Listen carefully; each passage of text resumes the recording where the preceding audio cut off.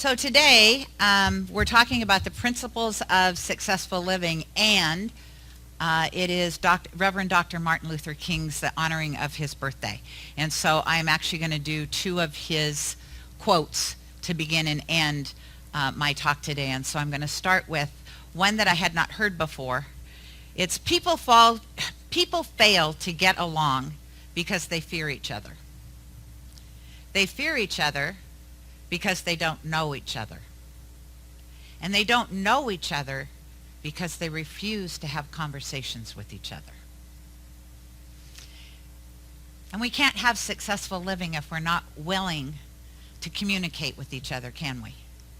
We really have to listen to what other people say and do that without a great deal of judgment when possible. I say when possible for myself, because I think our natural human instinct is we either go to judgment or we go to what we're going to say back to them, instead of what would it be like if somebody spoke to you and you just listened. Like, what if you didn't have a response? You just listened. Maybe you would have a response, but then it would be that invitation from the divine. So I think it's also important. We talk a lot about what we believe. Our Declaration of Principles that were written by Dr. Holmes in 1927 as his own declaration, his own covenant with God.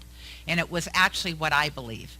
And then the organization took those covenants that he had written and made it part of our declarations of principles. And what I love about this philosophy, I think what intrigued me about it was his comment about don't believe what I believe. Read what I read and then make up your own mind. And it doesn't matter if you agree with one thing he said or nothing. You are still welcome here, because this is about building community. This is about how do I live a more purposeful life? How do I really live the principles of successful living? And so I decided to use pieces of what we believe in my talk today to talk about that. And I have made copies for anybody that's interested, because many people, we talk about it, we have it posted, they don't know where to find it. And sometimes like, oh, it's in this. Well, no, it's not in that book. You know, which Science of Mind book is it in? So I keep a copy on my hard drive. So if you're interested after service or during collection, please pick up a copy. We believe that the universal spirit, which is God, operates through a universal mind, which is the law of God, and that we are surrounded by this creative mind, which receives the direct impress of our thoughts and acts upon it. And so how do you cultivate a relationship with yourself? You do that by knowing the truth of who you are. You do that by knowing that in that chapter that Christine S. read from, which is actually called The Principles of Successful Living, that he talks about that God just isn't in us or as us. It's all around us. And it is listening and responding to everything we say, everything we think, everything we do. And so to really start to be present with that, because that's a big responsibility for each and every one of us.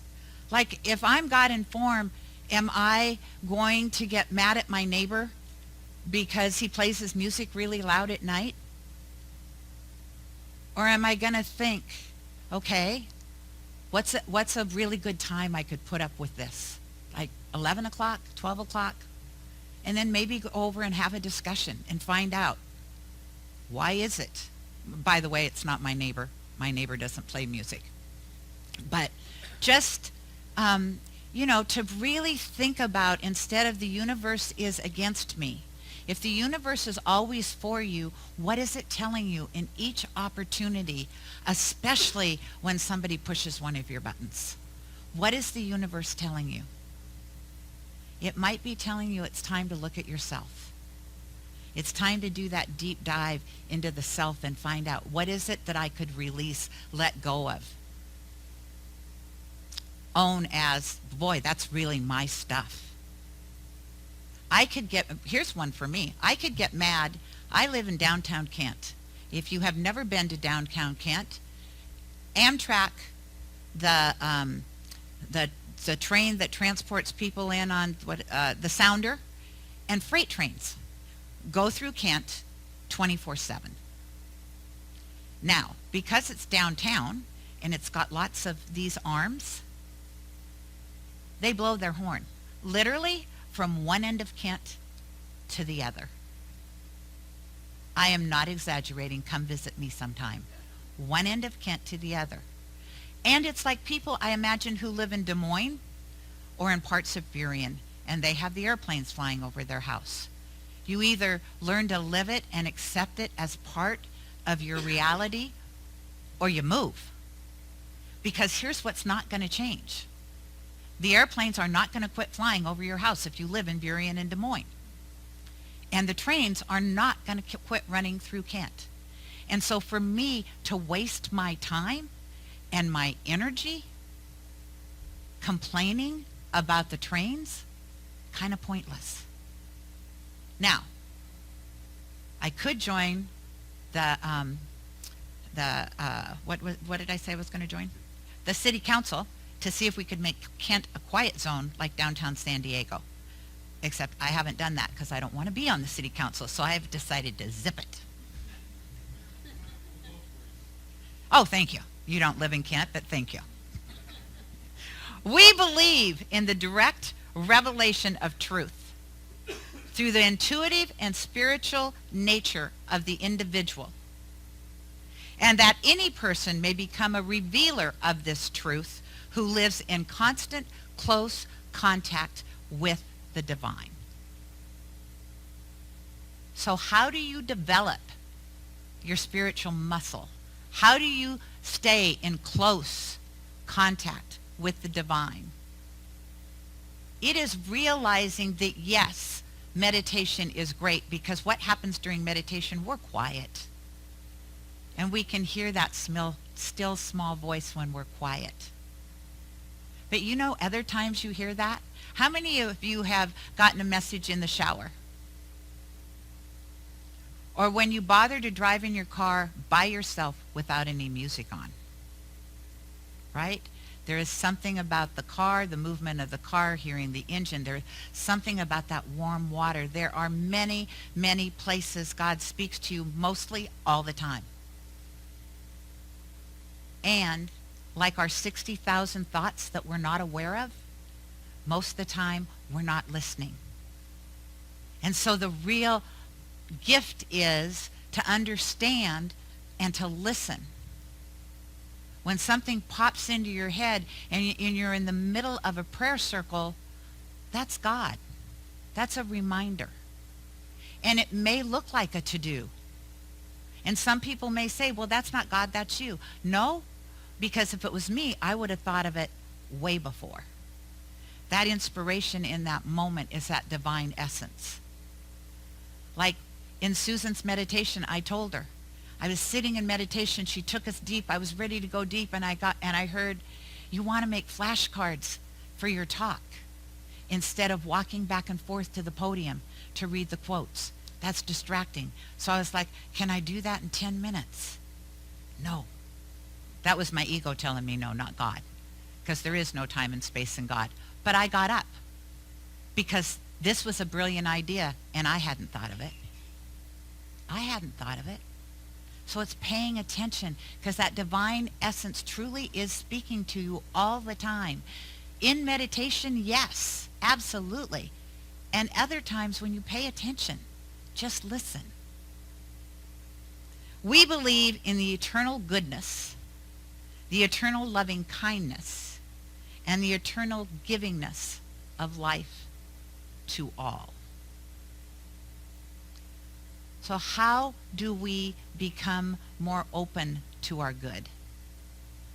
How do we allow that good to come into our life?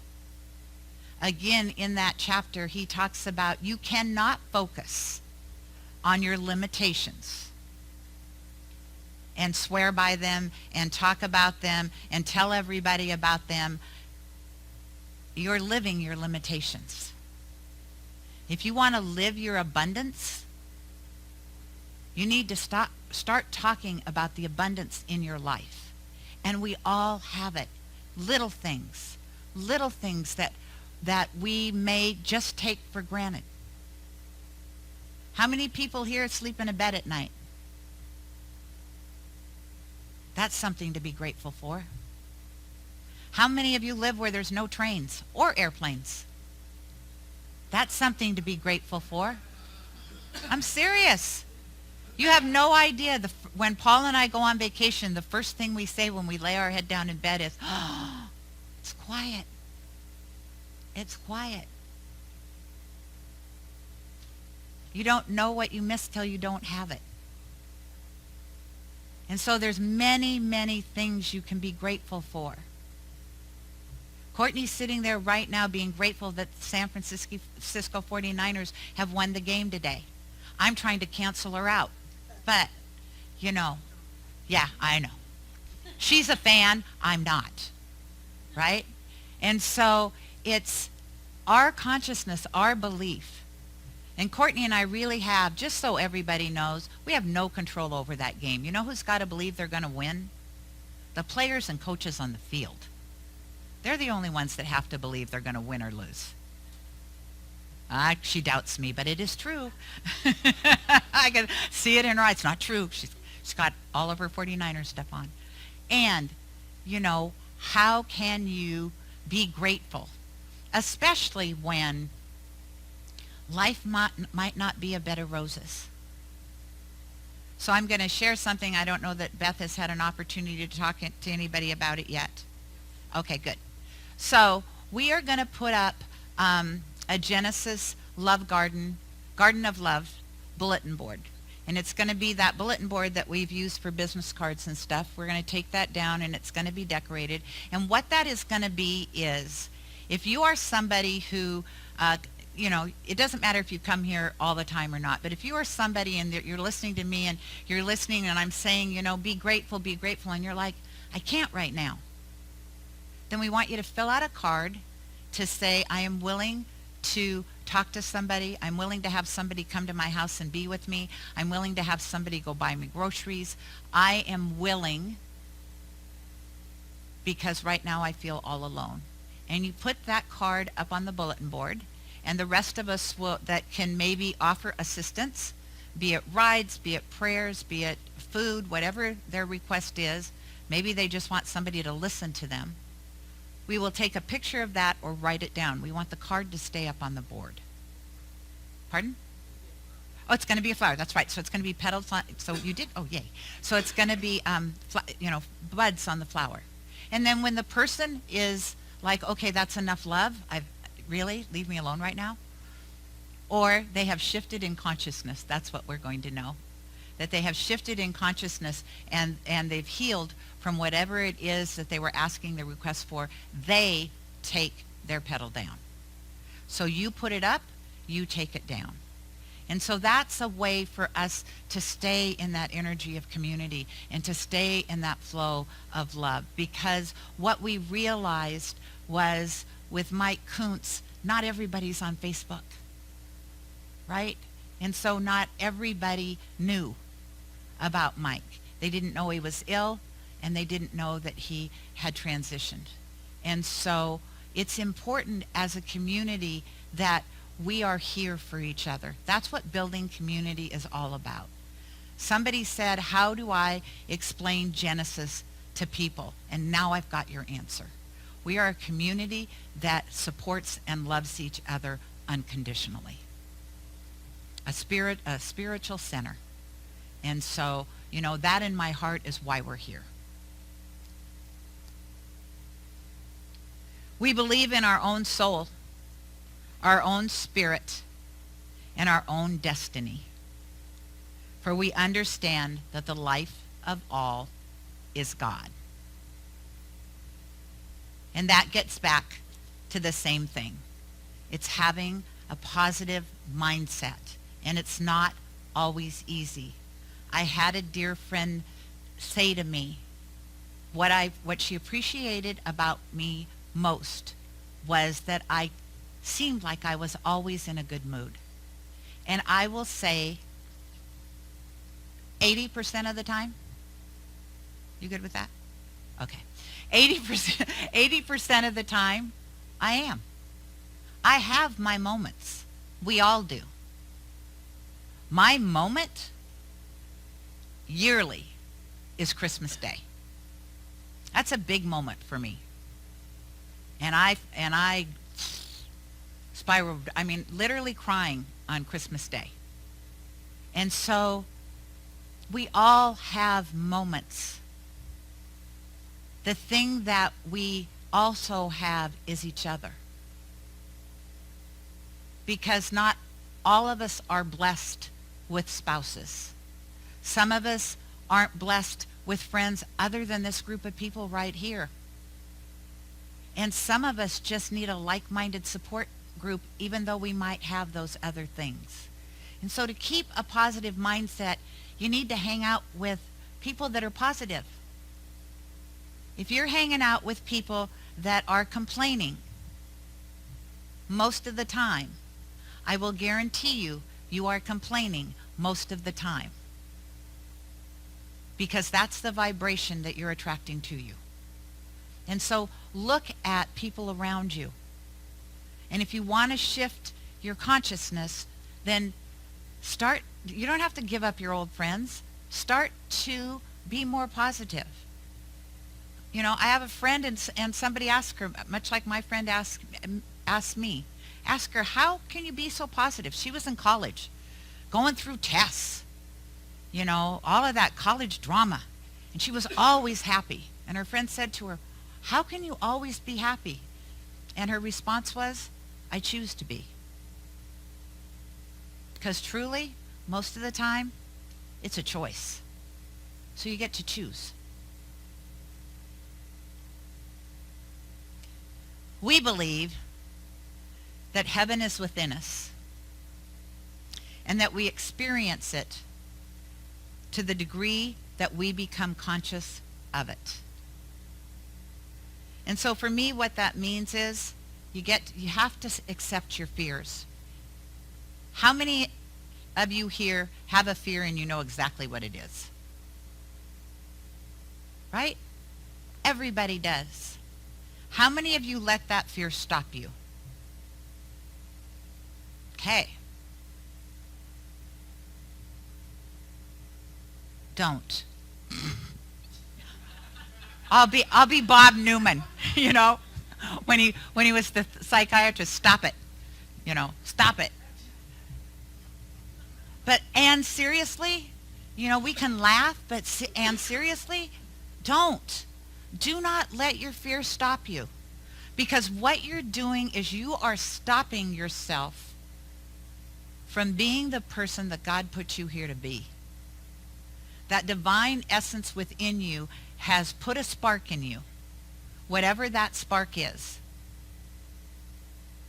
And you're in fear of letting other people see that. And so what is happening is you are preventing us from experiencing God in its totality. Because when you aren't expressing at your highest and fullest, I'm missing out.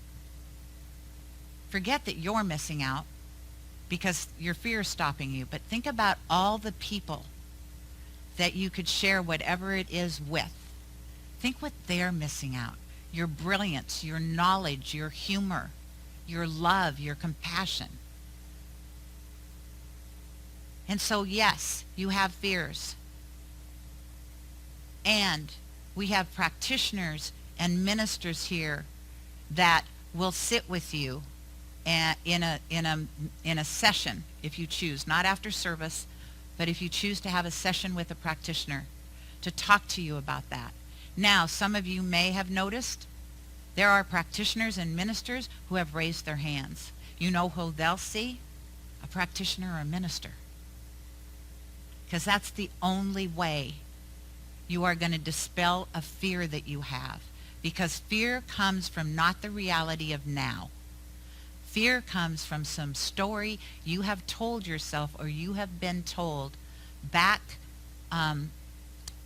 psychologists say, up until the age of 7. Yes? Yeah. 8? Okay, up until the age of 8. I always have to check in with my doctor back there. So, how many of us would let a child tell us what to do? You would? Yeah. Well, they're smart. But how about a child that really is just telling you to stop? You know, because our parents did that, right? Not because we were wrong, because they had fear, and they blessed us with their fear. That's where that comes from. It doesn't mean your parents didn't love you. It means they loved you so much that they were trying to protect you from a world that they thought would hurt you if you really became the person that you're here to be. You're an adult now. You get to make that choice. Now maybe you're going to choose not to do anything, but then don't say because it's a fear. Say it's, I'm making a choice. I don't want to do this.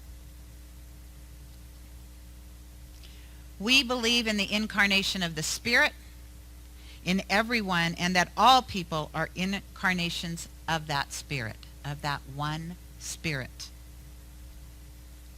And so actually, I put that on a title called Fail Your Way to Success. Because here's the truth. Everybody fails.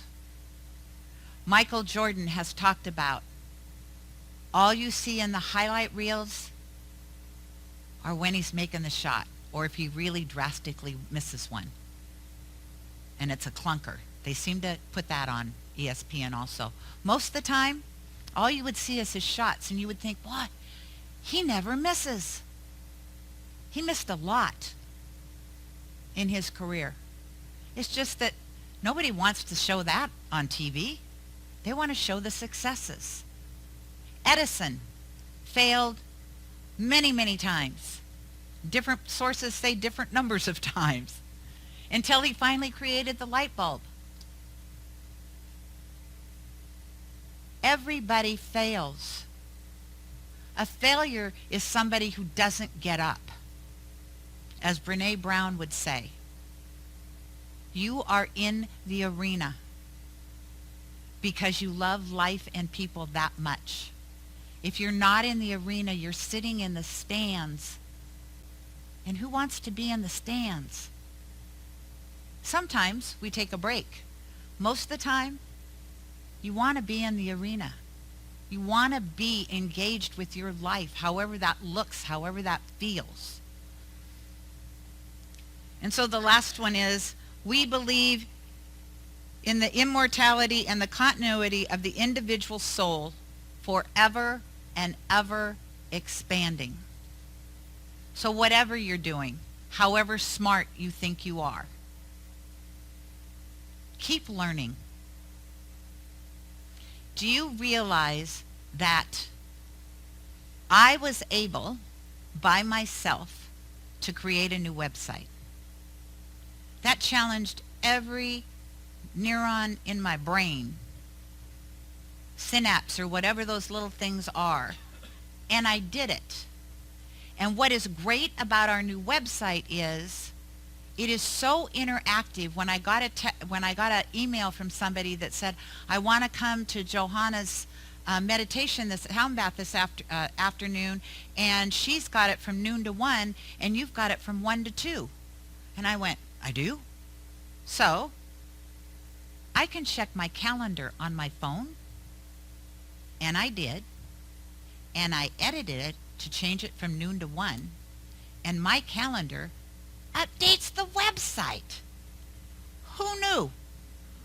Who knew that the technology had gotten, I didn't. I was like a little kid. I had to show Paul, look at this. Just like that, changed. And so you always want to learn, or you get stuck. And I don't want to get stuck. And learn different things. It helps your brain stay active. And so as I promised, I am going to close with a prayer by Reverend Dr. Martin Luther King. I remind you that the declarations of principle are up here if you so choose that you want a copy. And so you can close your eyes if you choose. I found this, I love the words because it's so very, very close to how we would say our prayer.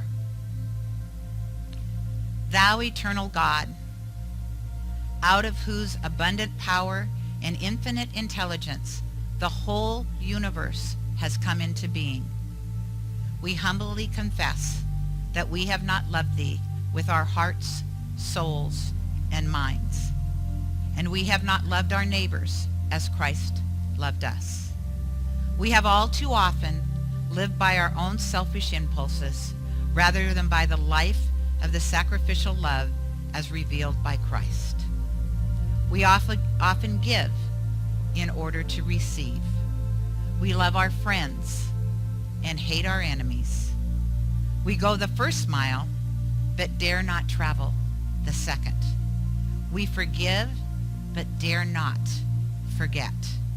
And so as we look within ourselves, we are confronted with the appalling fact that the history of our lives is the history of an eternal revolt against you. But thou, O God, have mercy upon us. Forgive us for what we could have been but failed to be.